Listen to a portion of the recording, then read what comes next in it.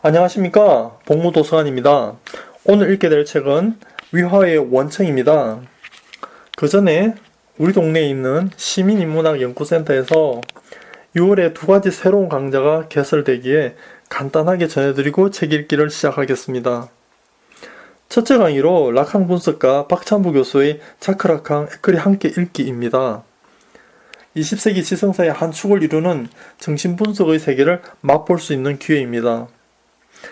둘째 강의로 인문학자인 우성하 경북대 교수의 아베코보 모래의 여자 함께 읽기입니다. 현대사회를 사는 개인의 일상을 돌아보게 하는 작품입니다. 전공자와 함께 독서의 깊이를 더해보시기 바랍니다. 그럼 오늘 읽을 책으로 돌아가겠습니다. 원청은 위화의 다른 작품처럼 역사의 소용돌이 속에서 잃어버린 가족을 찾아 나선다는 동양적 정서가 담긴 이야기입니다. 대강의 줄거리는 이렇습니다. 청나라가 기울고 중화민국이 들어서던 시기 황하강 북쪽 한 부유한 집에 린샹푸라는 강하고 성실하며 현실에 만족할 줄 아는 사람이 살고 있었습니다. 어느 가을날 저녁 젊은 남녀가 린샹푸의 벽돌집을 방문하여 하룻밤 재워달라고 묻습니다.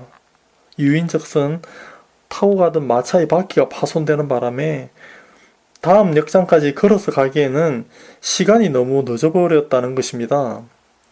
남자의 이름은 아창이고 여자는 샤오메이로 남매지간이며 경성에 있는 이모부 댁에 의탁하러 가는 중이라고 자신을 소개합니다. 린샹푸는 아창과 이야기하면서 미모의 샤오메이를 헐깃 여러 번 쳐다봅니다. 샤오메이가 미소를 지으면 자연스러워지기 전까지는 시선을 돌리곤 했습니다. 다음날 아창은 샤오메이의 병을 핑계로 그녀를 남기고 혼자 떠납니다. 샤오메이가 머물면서 린샹푸의 어머니가 돌아가신 후 멈췄던 배틀이 울리고 우박이 내려 집사 텐다의 아버지가 돌아가시고 많은 일들이 있었습니다. 어느새 그들은 혼례까지 치릅니다.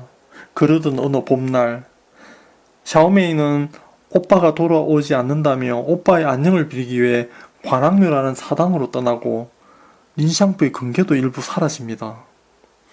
뒤늦게 샤오메이가 떠났다는 사실을 알고서 린샹푸는 조상묘에 가서 통곡을 합니다. 그 후 이별의 아픔을 목공일로 달래며 샤오메이에 대한 기억을 한창 씻어내던 중에 불쑥 샤오메이가 찾아와 임신 사실을 알립니다. 린샹푸는 화도 냈지만 그것도 잠시고 샤오메이와 다시 혼례를 올리고 다시 도망가면 이제는 찾으러 나서겠다고 이야기합니다. 샤오메이가 무사히 출산도 하고 딸이 목을 가누기도 하는데 그러면서 둘이 느꼈던 기쁨도 잠시고 샤오메이는 다시 떠나갑니다.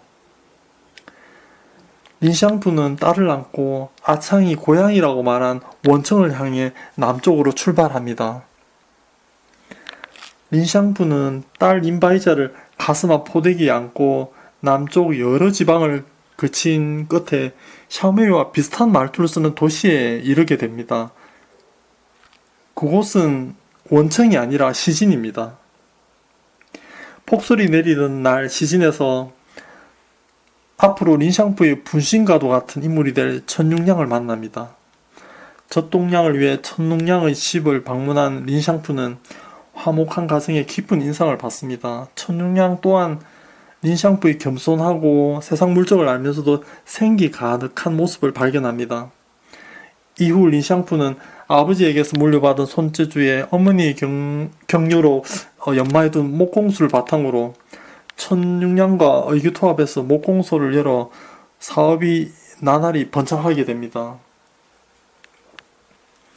어느덧 세월이 흐르고 린샹푸의 딸 린바이자는 시진의 실세이자 상인회장인 구이민의 첫째 아들과 약혼하기에 이릅니다.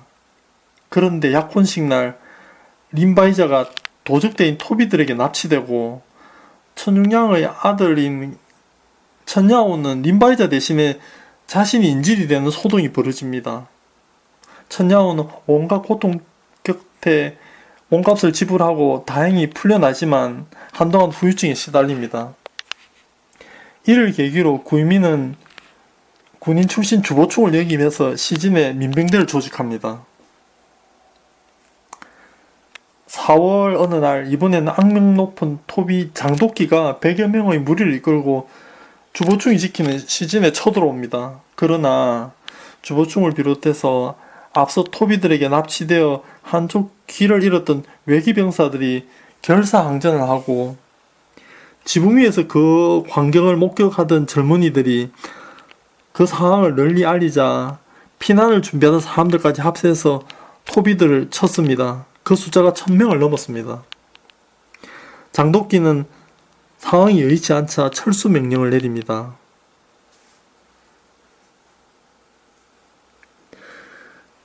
이제 장도끼는 시진 공략법을 바꿉니다.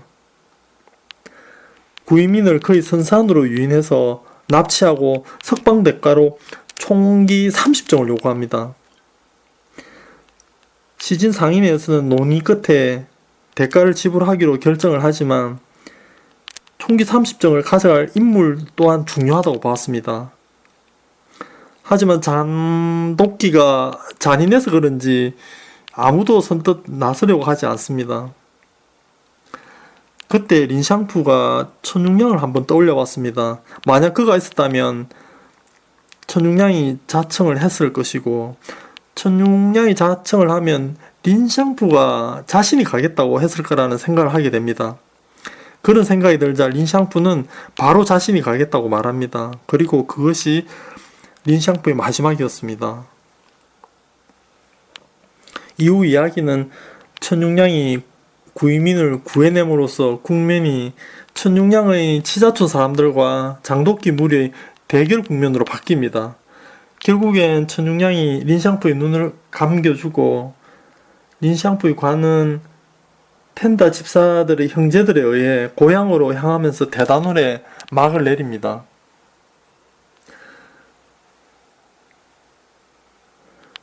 원청의 책 구성은 1부가 린샹푸의 관점에서 적고 2부가 샤오메이 관점에서 적어 내려가고 있습니다. 그럼 각각 한 단락씩 인상 깊었던 단락을 살펴보도록 하겠습니다. 먼저 천육량의 아들 천야오가 도적대로부터 풀려난 직후의 장면입니다. 천야오는 린샹푸가 열어놓은 걸방에 오면 창가에 자리 잡고 늘 멍하니 창밖을 쳐다만 봅니다. 천야오가 있는 걸방은 왕선생의 걸방과 마주 봅니다. 왕선생도 천야오처럼 한쪽 귀를 잃고 균형 감각이 제대로 되지 않습니다. 천야오는 왕선생의 문화생 7명이 책상을 들고 나가는 것을 봅니다. 그리고 며칠 동안 왕선생이 보이지 않더니 어느 날 오후 태양이 방 쪽으로 깊숙이 비추었을 때 고개를 푹 숙이는 왕선생의 그림자가 마당까지 길게 나는 것을 보게 됩니다. 그때 갑자기 천야오가 린샹푸가 수업이 한창인데도 책상을 들고 왕선생의 걸방으로 건너가서 구석에 자리를 잡습니다. 어리둥절하게 쳐다보는 왕선생도 천야오의 모습을 보고 그의 책상을 방 중앙으로 가져와서 큰 소리로 설명을 하기 시작합니다. 평소 말이 없던 천야오도 큰 소리로 답을 합니다. 원청은 번역서 기준으로 587쪽이지만 두께감이 느껴지지 않을 정도로 굉장히 재미있게 읽힙니다. 위화는 글이 가지는 엄학성이나 회화성을 위의 단락처럼 등장인물들의 대사나 행동으로 나누고 자연의 풍경을 통해 모아가는 형식을 취합니다. 그래서 등장인물의 갈등은 마치 연주하는 것처럼 보이고 위에 태양과 그림자의 비유처럼 배경의 채색에 동원되는 자연으로 인해 갈등의 해소나 갈등의 전환의 단초로 자연을 이용합니다. 등장인물이든 독자든 갈등 관계로 힘이 들지만 그것이 태양과 그림자처럼 메타포로 쓰이는 순간 아차하는 느낌이 듭니다. 태양과 그림자가 자연의 일부이듯이 인간 또한 자연의 일부임을 독자가 알아차리도록 만드는 거죠. 위의 장면 외에도 우박이 내렸지만 어두운 방에 빛을 비추듯이 우박이 내리는 날 집사 텐다의 죽음도 있었지만 린샹푸와 샤오메이의 사랑도 있었습니다. 끝으로 한 장면을 더 보도록 하겠습니다. 샤오메이가 계집종을 보내서 린샹푸에게 딸 린바이자의 옷, 신발, 모자를 전달하게 합니다. 계집종이 전달하고 나서 신분도 안 밝히고 잘 전달했고 린샹푸는 시신을 떠났다고 이렇게 이야기를 해줍니다. 그러자 아창은 무거운 짐을 내려놓은 듯한 태도를 취하고 샤오메이는 지책이 있는데도 딸 한 번도 보지 못했다며 좀 상실감에 빠집니다. 아창은 샤오메이의 이런 고민도 모른 채 원청을 찾아갔을 거라고 이야기합니다. 그러자 샤오메이가 원청이 어디 있는데? 라고 말합니다. 그러니까 아창은 어디 있겠지 이렇게 답을 합니다. 1부에서 린샹푸가 원청을 찾아 헤매다가 시진의 자리를 잡고 2부에서 샤오메이가 원청이 어디 있는지 물으며 시진에 있습니다. 두 사람이 같이 있으면서도 이렇게 서로 그리워합니다. 하지만 만난 것은 앞에 두 번밖에 없어졌습니다.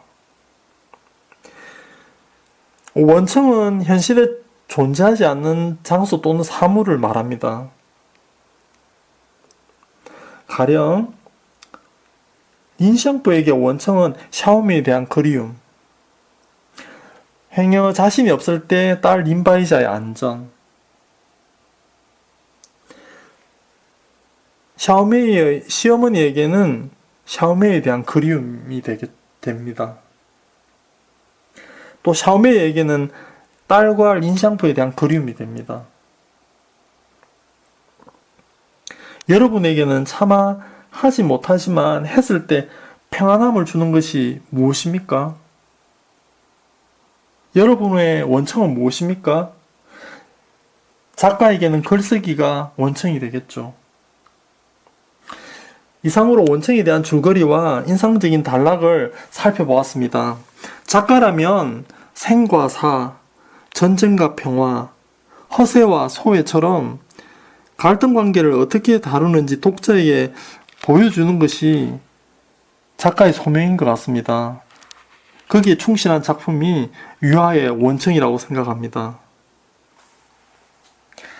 다음 주에 읽을 책은 최고의 시대였고 최악의 시대였으며 지혜의 시대였고 어리석음의 시대였으며로 시작하는 찰스 디킨즈의 두 도시 이야기입니다.